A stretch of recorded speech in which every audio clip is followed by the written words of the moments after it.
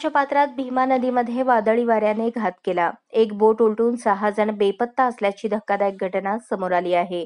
तर एका जणाला पोहता आल्याने त्याचा जीव वाचला आहे. 1 वर्षाचे बालकही यात आहे. उजनी धरणात काल संध्याकाळी वादळी वारा आणि पावसाने बोट उलटून अपघात झाला होता.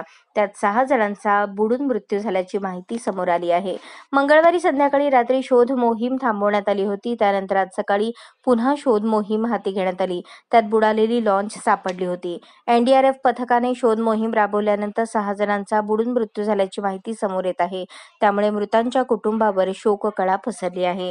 दरम्यान धरण पात्रात जिथे बोट बुडाली त्या ठिकाणी माढ्याचे खासदार रणजितसिंह नाईक निंबाळकर बोटीने दाखल झाले आहेत. एनडीआरएफच्या बोटमध्ये बसून ते घटनास्थळी पोहोचले आहेत.